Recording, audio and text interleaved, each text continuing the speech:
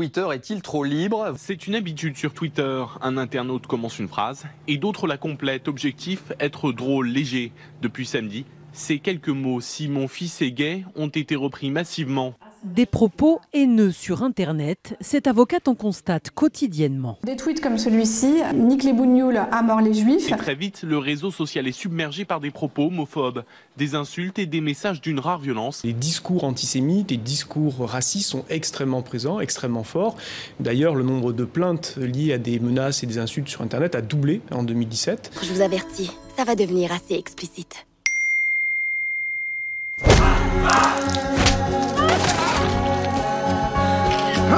Putain de pédé! Vous comprenez pas, je suis de votre côté. Pour Lily! On est de bons citoyens! C'est le secondaire. On est tous victimes!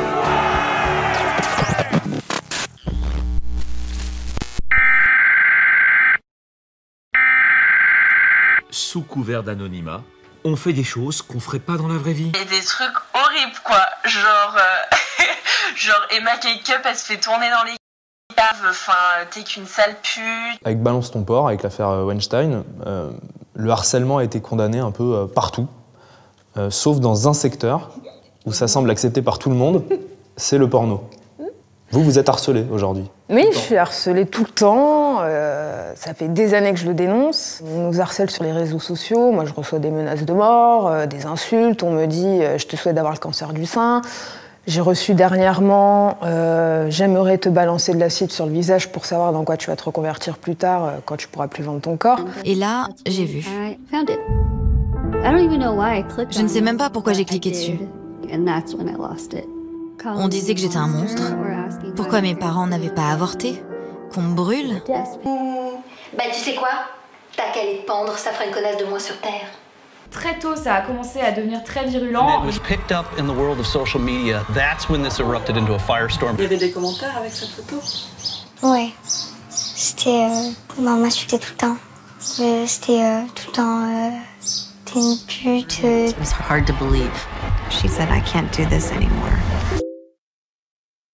Chaque jour, et pendant des semaines voire des mois, sur Twitter, elles sont la cible d'insultes, de diffamations, de menaces ou encore de doxing, comprendre qu'elles sont victimes de divulgation d'informations personnelles sur le web.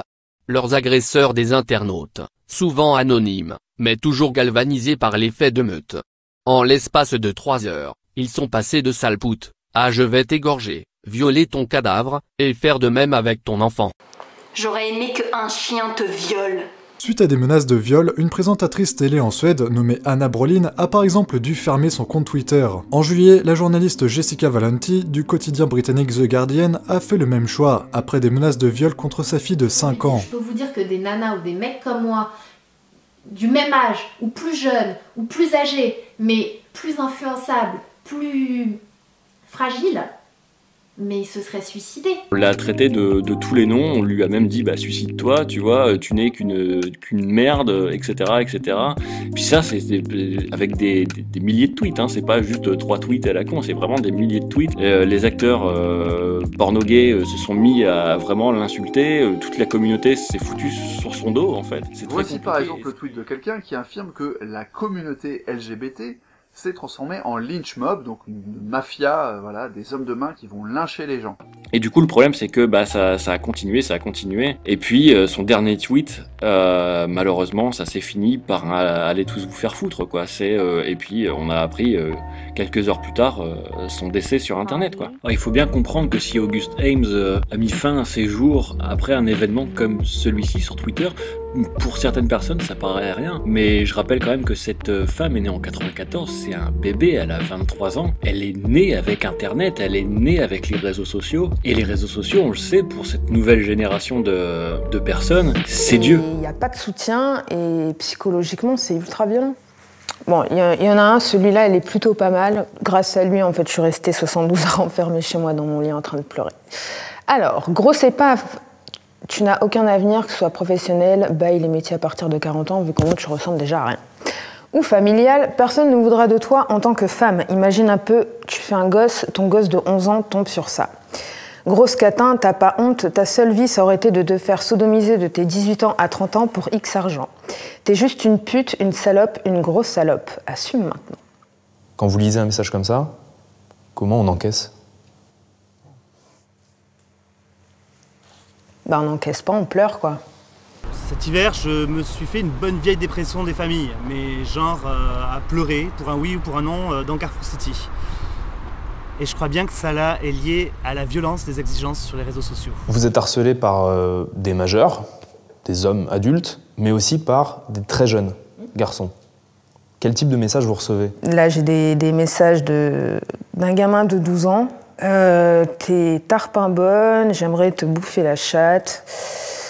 Ensuite, gamin de 13 ans. Salut, ça va, j'ai 13 ans et je suis fan de toi. Pourrais-tu m'envoyer des nudes, s'il te plaît? Tu sais, la plupart des commentaires les plus virulents que je reçois, genre avec plein de fautes d'orthographe, genre suce ma bite ou des trucs comme ça, et les gamins, effectivement, tu regardes leur profil sur Twitter, ils ont 12 ans, quoi. De ces personnes qui manipulent la colère des autres et balancent comme ça cette colère et cette violence sur les réseaux jusqu'à ce que je reçoive personnellement des flots de haine, d'insultes, souvent biphobes en plus, et de sollicitations paradoxales, enfin, toutes ces violences-là. Plus ça va, en fait, et plus ces haters sont de plus en plus méchants, horribles, monstrueux, en fait. J'essaie de trouver les bons mots, mais c'est même pas encore assez par rapport aux propos que je lis chaque jour. Parce que j'estime que la haine attise la haine, et que si je laisse passer des commentaires haineux comme ça, d'autres vont arriver, alors que les gens, quand ils arrivent sur la vidéo, ils ont pas du tout en tête de laisser un commentaire comme ça, mais parce qu'ils en ont vu un méchant, ils vont se dire bah vas-y, je vais faire exactement la même chose, alors que je m'en fous, mais j'ai juste envie de faire chier. Jessie Slaughter, une américaine lambda de 11 ans qui s'était vue prise pour cible par les trolls de 4chan. Après avoir divulgué son vrai nom, son adresse, son numéro de téléphone et ses comptes Facebook, Twitter et MySpace, des centaines de trolls ont commandé des pizzas à son adresse, des centaines d'autres ont appelé sa famille pour les menacer de mort, certains ont inscrit son adresse sur des sites d'annonces de prostitution, d'autres ont piraté ses comptes Facebook et Twitter pour se faire passer pour elle. Bref, l'affaire a pris tellement d'ampleur que des policiers ont été dépêchés autour de la maison pour la sécurité de la famille. Cette histoire a eu de terribles conséquences pour la famille, mais aussi pour certains journalistes web qui ont eu le malheur de la défendre. Je suis détruite par les réseaux sociaux. C'est Clara Morgan, quand elle a annoncé sa grossesse, c'était bon, on va pouvoir lui dire fils de pute. Pourquoi est-ce que les youtubeuses subissent un harcèlement beaucoup plus intense? Parce que y a ce côté il faut être jolie, et aussi parce que c'est plus facile d'attaquer une fille que d'attaquer un garçon. Et pour le côté sexiste, et pour le côté sexiste, cette histoire, c'est quand même allé jusqu'à ce qu'on demande à mon employeur de me licencier, mine de rien, ou jusqu'à ce qu'on affirme sur les réseaux que je suis considéré comme un agresseur sexuel. C'est comme si moi, demain, j'aime pas quelqu'un, je vais sur son lieu de travail, je la pourris, j'essaie de salir son image, j'essaie de transmettre des messages à son patron pour qu'elle dégage, pour qu'elle se fasse virer, pour qu'elle soit à la rue, pour qu'elle ait plus aucun revenu. Vraiment, je me suis dit, comment on peut en arriver là? T'es une grosse connasse, t'es grosse, t'es moche, ta mère. De quel droit ne puis-je pas aimer des choses qui me font rigoler avec mon compte? Les Social Justice FDP ont donc avoué que leur rêve était de l'envoyer en prison pour harcèlement. Et tout ça, en fait, qu'on soit bien d'accord, c'est plus de la colère, là. Hein. C'est de la violence. Inquisitrice, moraliste, sectaire, dogmatique. Est-ce que vous avez l'impression qu'aujourd'hui, que ce soit sur les réseaux ou dans la rue, il y a beaucoup plus de haine et beaucoup plus d'insultes aujourd'hui qu'il pouvait y en avoir avant? Oui. On est d'accord, hein? Il y en a beaucoup plus, et d'ailleurs, quand Mathieu des fois intervenait sur les réseaux sociaux, la violence, moi je le comprends totalement, parce que à force de se faire taper dessus tout le temps, on reste des êtres humains, quoi. Je vois bien le mécanisme qui se cache derrière toutes ces exigences. Je veux dire, si on se permet tout ça avec moi, c'est parce que je suis pas un être humain, un égal, mais je suis un YouTuber. Non mais tu racontes n'importe quoi, comment oses-tu dire ça sur YouTube? Dès le départ sur YouTube, quand on commence à s'exposer, on reçoit des tonnes de commentaires sur notre façon de tourner, notre physique, notre look, le style qu'on a. Est-ce qu'on a les cheveux blonds, les cheveux bruns, est-ce qu'on est grosse, est-ce qu'on est mince? Voilà, en fait tout est critiqué, puisque de toute façon c'est le but des gens qui viennent regarder une vidéo, c'est soit de se distraire, soit de donner son grain de sel et de donner son avis. J'ai vu cette photo, j'ai dit mais il est relou ce mec, c'est pas possible. Et j'ai commenté t'es relou, genre en mode humour. Et alors là, Mais suite à ça, j'ai reçu une déferlante de haine et de rage. Tu es une merde pensante, intelligente, mais merde tu es. Quand constamment on lit des messages sur soi, sur son physique, sur son travail, c'est toujours très blessant. Et quelqu'un lui a répondu, je sais pas, il kiffe certifier les grosses putes. Encore une Avez-vous déjà fait une recherche sur Twitter avec en mot-clé une injure? On tombe alors sur des milliers de résultats qui font froid dans le dos et qui se renouvellent quotidiennement. Les insultes sont devenues omniprésentes sur le web. Soldats, la forêt derrière vous est l'un des terrains minés les plus dangereux de ce siècle. C'est Internet. Et dans mon esprit, une personne en fait qui allait commenter mon contenu en disant c'est nul, j'aime pas, pour moi ça ne pouvait pas exister, puisqu'en fait les gens qui venaient regarder mes vidéos, c'était soit parce qu'ils aimaient bien ce que je faisais, et puis s'ils n'avaient pas d'avis, bah ils laissaient pas de commentaires. Donc au début, quand j'ai commencé à recevoir des commentaires de haine, ça m'a fait un petit peu chelou. Et ça m'a fait du mal parce qu'en fait je comprenais pas pourquoi ces gens ne m'aimaient pas. Et c'était un truc genre je comprenais pas, je leur avais jamais parlé, je leur avais jamais rien fait, j'avais rien fait à leur famille, je les connaissais pas, c'était des gens que je ne connais toujours pas. Et je comprenais pas dans ma tête, mais genre qu'est-ce que je vous ai fait pour que vous me détestiez à ce point? Genre à quel moment je suis venue intervenir dans ta vie pour te faire la misère pour que tu ne m'aimes pas derrière? J'ai jamais fait ça. Ça me tuait, franchement ça me tuait qu'on puisse mentir, qu'on puisse inciter comme ça à la haine en fait, clairement.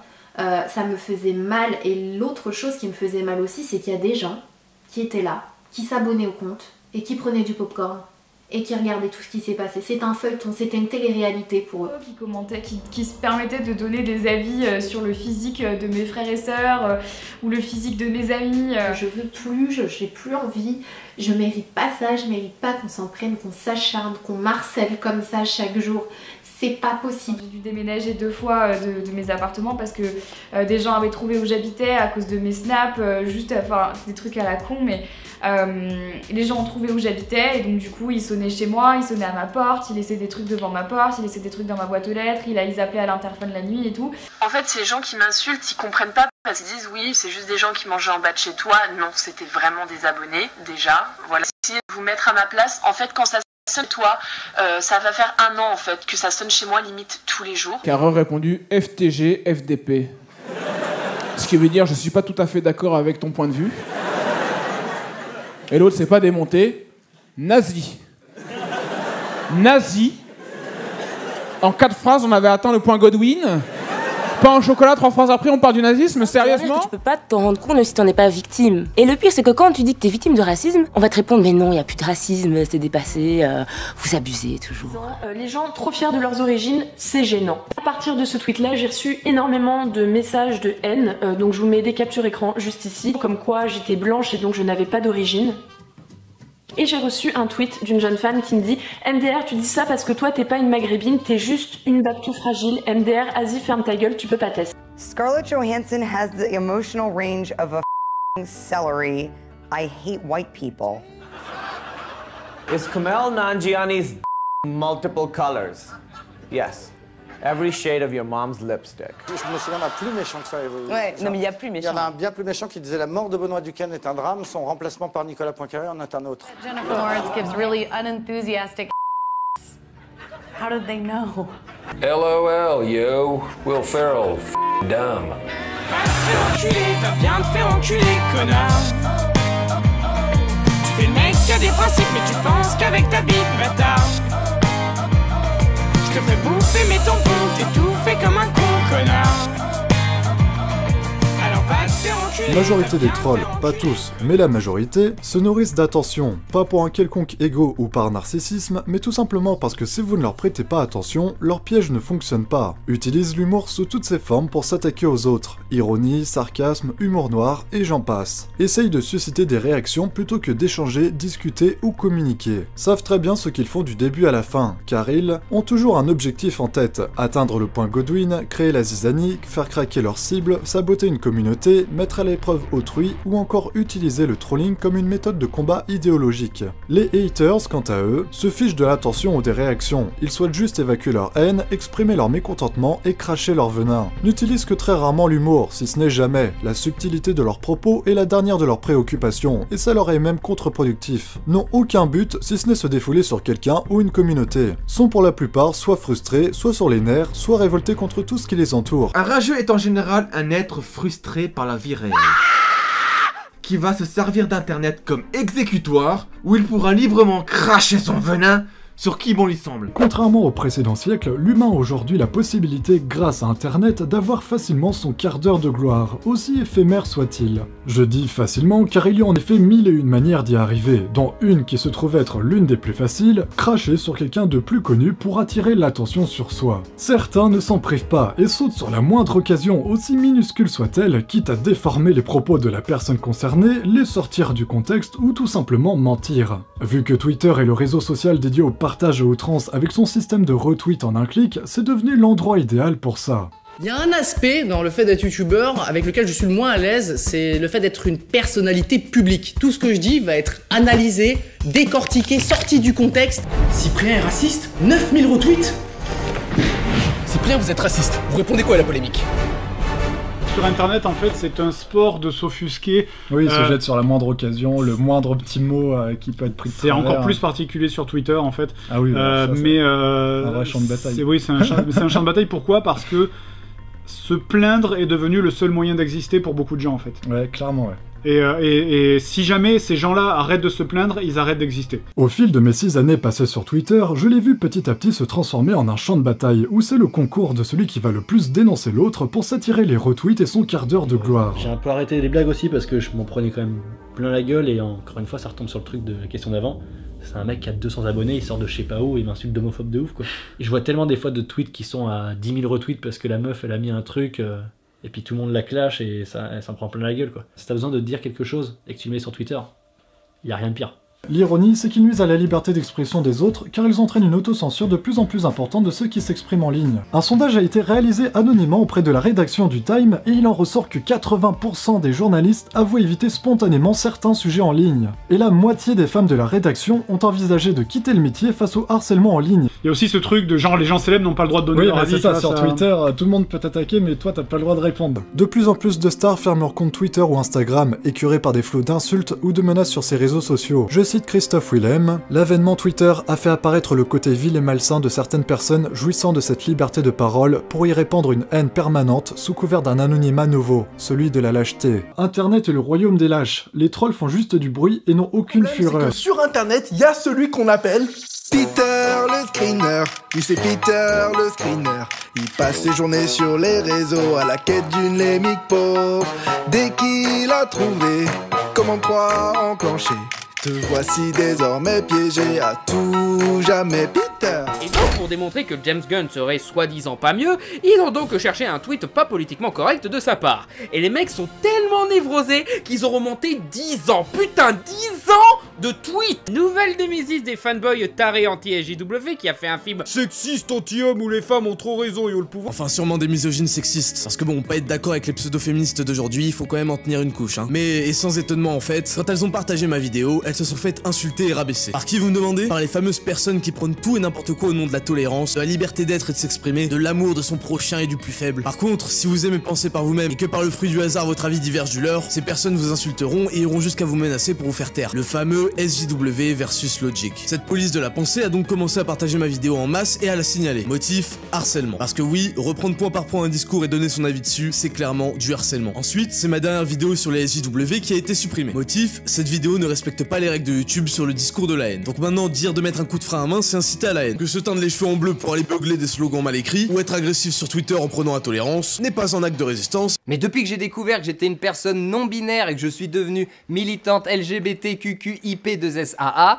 et que je me suis teint les cheveux, ça a tout changé ce jour-là, et ben je fais tout pour que nos différences soient toutes reconnues. Les gens avec Twitter ont tellement besoin de se démarquer, de devenir pas influents, tu vois, mais je veux dire de montrer qu'ils sont là, qui sont obligés de se dire allez, je me catégorise. Bon, c'est pas ces connards de lycéens jouvenceaux, c'est la horde de freluqués bobos, vegan, féministes, humanistes, cosmopolites, autistes qui jouent les donneurs de leçons et essayer de lâcher à tout prix une punchline dans les 140 caractères impartis. Beaucoup de féministes et de social justice warriors me détestent parce que j'ai osé donner la parole aux Raptors dissidents dans une de mes vidéos sur la critique sur YouTube il y a 2 ans. Ce qui est quand même marrant, c'est que je parle de tous les problèmes en France sur ma chaîne, je parle des manifs des étudiants, de la loi du travail, de la mode du fitness, je parle du phénomène Charlie et de l'hypocrisie des réseaux sociaux, mais quand je parle des pseudo-féministes féministes des SJW, la vidéo est supprimée. Dès que mes vidéos ont été supprimées, vous vous êtes sentis forts et vous êtes tous venus vous réjouir de ça sur les réseaux sociaux. Ce qui me fait donc penser que vous étiez bel et bien au courant de tout ce que je disais depuis tout ce temps, mais jusque-là incapable de venir gagner le débat sur les arguments. Et quand vous avez gagné par forfait parce qu'on a effacé tout ce que j'avais dit, vous avez jubilé. Et se réjouir d'avoir gagné par forfait, c'est assez lâche. C'est le principe de la surenchère et de l'effet de groupe, mais à l'échelle d'un groupe de milliers de personnes.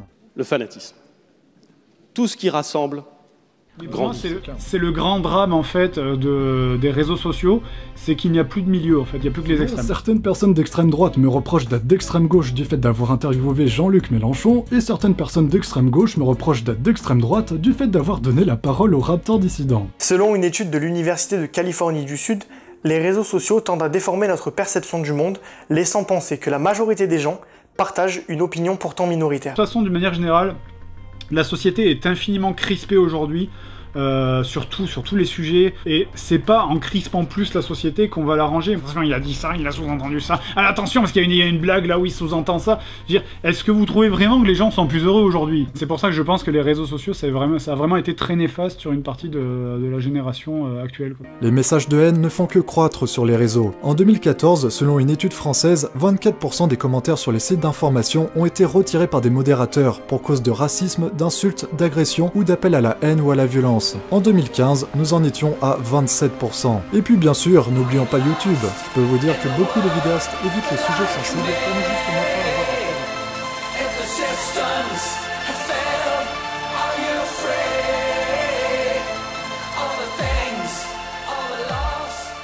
La majorité des 18 à 34 ans consultent leur réseau social favori dès le réveil.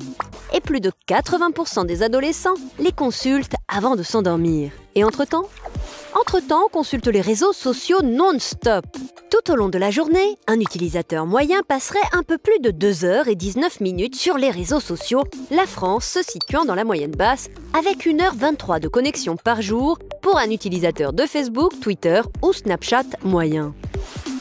Donc cette recherche de la récompense, lorsque quelque chose est excitant, intéressant, ça provoque une montée de dopamine. La dopamine, c'est l'hormone du désir. C'est ce qui nous incite à regarder encore et encore, ce qui rend quelque chose intéressant et divertissant.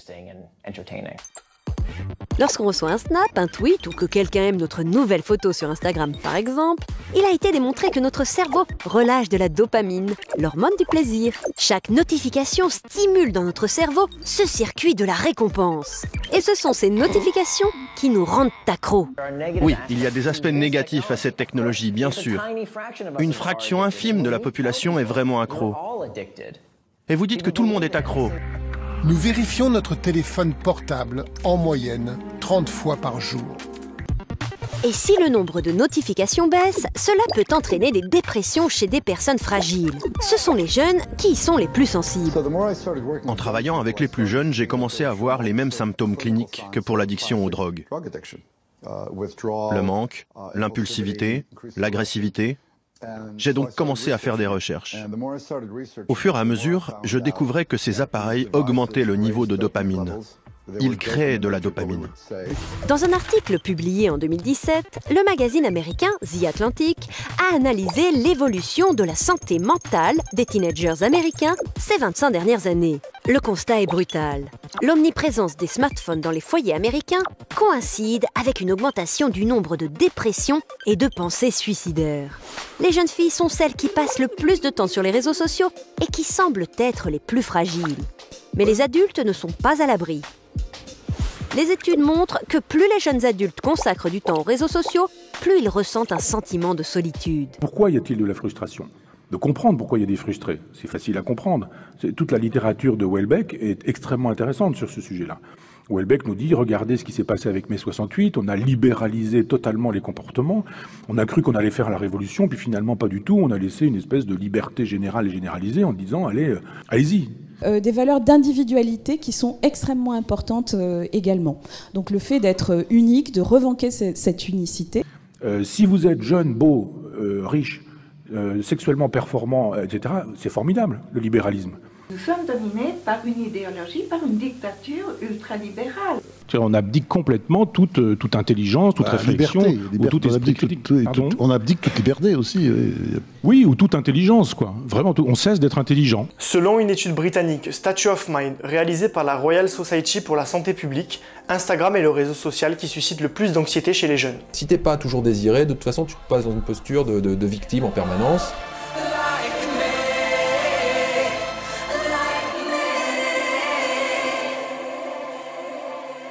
Dans tous les cas, le problème qui commence à se poser est celui de la répression au nom de ce trolling de plus en plus intense, qui nous amène à un problème à la fois éthique et légal que la société n'a pour l'instant pas affronté, à savoir si le web doit rester un espace de liberté absolue. Il y a un risque que les réseaux prennent des mesures techniques radicales pour éradiquer les contenus problématiques, en bannissant les utilisateurs les plus gênants ou en confiant leur modération à des algorithmes efficaces et sans nuance. À terme, tout le monde en pâtira, même les utilisateurs qui n'ont rien à voir avec tout ça. Pourtant, les trolls ne mettent pas en danger la liberté d'expression, car ils n'empêchent personne de s'exprimer. Mais cette liberté est devenue la sainte règle d'internet, et c'est à la fois une bonne et une mauvaise chose, car elle permet à tout le monde, même les plus incultes, de donner son avis sur tout et n'importe quoi. Début 2016, Twitter a par exemple créé un programme qui peut reconnaître les commentaires discriminatoires et insultants, mais la réponse des trolls ne s'est pas fait attendre. Telle une bataille entre les trolls et l'algorithme de Twitter, les trolls les plus extrémistes ont rapidement mis en place un nouveau langage codé. Pour parler des noirs, ils utilisent désormais le mot Google, Skype pour les juifs, Bing pour les asiatiques, ou encore Yahoo pour les mexicains. Selon vous, cette violence verbale qui se déverse sur Internet, sur les réseaux sociaux,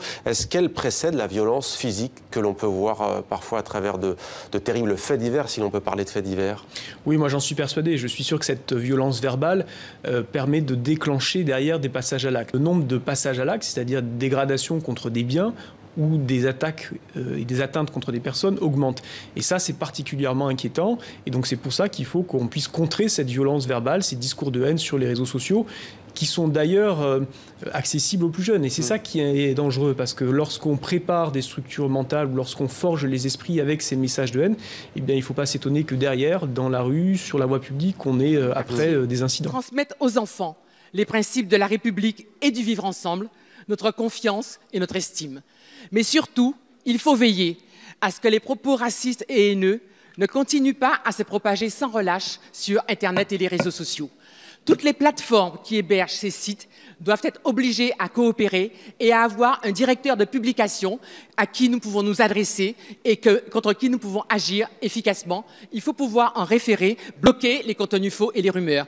Monsieur le Premier ministre, quand allez-vous nous proposer un arsenal législatif à la hauteur de la situation, comme il a été fait en Allemagne? Depuis le 1er janvier, l'Allemagne s'est dotée d'un système d'amende extrêmement dissuasif. Problème dans l'empressement, certains contenus licites ont été supprimés, empiétant de fait sur la liberté d'expression.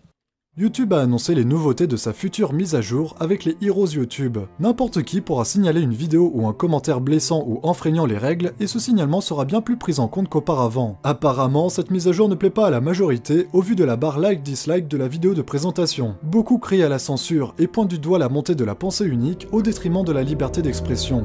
Le crédit social est un système où les informations de base sur tous les citoyens seront consignées dans un registre permettant d'évaluer s'ils sont de bons ou de mauvais citoyens. C'est donc un formidable instrument de contrôle. Par exemple, il est utilisé pour décider qui sera autorisé ou pas à voyager à l'étranger et même à l'intérieur du pays. Si vous avez une mauvaise notation parce que vous avez critiqué le président sur un réseau social, que vous avez fait preuve d'indiscipline dans votre travail, etc., il y a des professions qui vous seront interdites. Vous ne pourrez pas être enseignant, vous ne pourrez pas être policier, vous ne pouvez pas être cadre du parti ou cadre d'une entreprise. Pourquoi tu ferais quelque chose comme ça? Plusieurs vies ont été gâchées. Plusieurs personnes sont mortes. Pourquoi t'aurais fait quelque chose comme ça? Je sais pas trop. Pour les lol.